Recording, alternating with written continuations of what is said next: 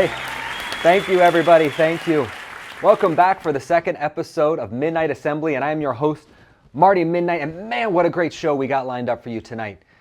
You know, last week we talked about the American Revolution, some of its famous figures, some of its not so famous figures. My old buddy Johnny Slick stopped by, right? He gave us a little bit of a deep dive into some of those figures, both big and small. You know, and I wanted to stick with last week's theme, right, of courage during moments of uncertainty and unrest, right? Whether that courage entails riding 50 miles in the dark to alert your compatriots of an imminent attack, or simply finding your voice, right? The courage to stand up during these moments of uncertainty, right? Because that's where we are right now, right? A moment of uncertainty and unrest. Maybe you are at home wondering, what will I risk to stand up and make my voice heard during this time period? Anyway, I don't want to go on for too long, but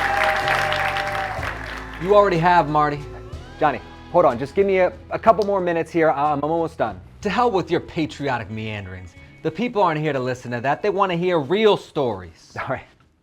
All right, Johnny. I can see you're all riled up. So without further ado, my main man once referred to the Declaration of Independence as a very polite punch in the mouth. He's been kicked out of 3 museums, 2 archives, and 1 Civil War reenactment for getting too emotional. Here he is, Johnny Slick. Hey, Johnny, and before you get started, do you mind if I get through today's word of the day? Thank you.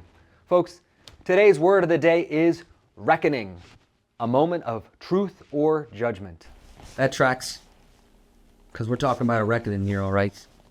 Folks, tonight's tale ain't about powdered wigs and muskets. Tonight's tale is set deep in the 1960s American South, civil rights fighting full throttle, and let me tell you, it gets real.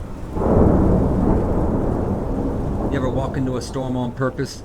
No umbrella, no guarantee that you'll come out the other side? Well, that's what happened on March 7th, 1965. A Sunday that started quiet, but turned bloody. So let me give you the situation. The situation is, black folks want to vote. They don't want to run the show. They're not storming the palace. They want to vote. But Jim Crow's got his boot on his neck. Literacy tests, poll taxes, threats, beatings, murders, you name it. So what happens? You got a couple groups down there. The SNCC, the SCLC, the whole alphabet soup heroes group, and they say, you know what? We're gonna march 50-odd miles from Selma to the capital, Montgomery, and we're gonna do it peaceful, dignified. So March 7th comes around, right? Folks line up in their Sunday best. Who's at the head of that group? John Lewis, a young man who's been cracked in the head more times than you've had bad coffee. So they line up 2 by 2, and they start walking down Route 80. They get to the Edmund Pettus Bridge, and let me tell you, if bridges could talk, that one would have said, "Turn around, kids." What happens when they get there? Line of Alabama state troopers.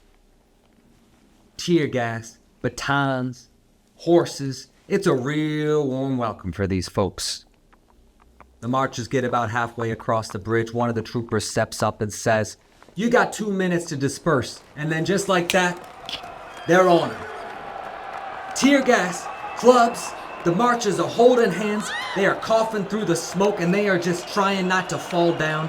It's a beatdown in broad daylight on national television in front of God and everybody.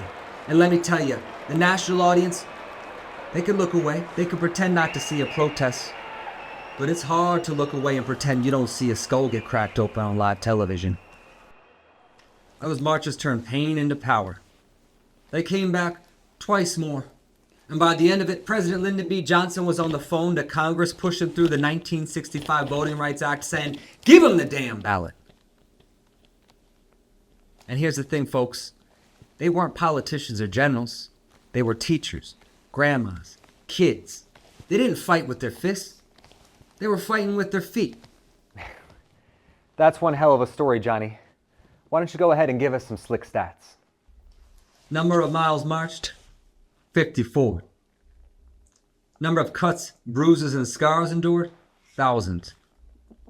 Impact, immeasurable. You want to talk bravery?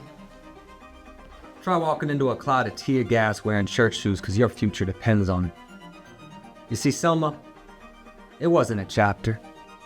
It was a crossroads, and these folks chose forward, even if it meant bleeding for it. So next time someone tells you to keep the peace when the system's rigged, you tell them, peace ain't just quiet. Sometimes peace is a whole lot of folks standing up from the pews together and saying, we walk.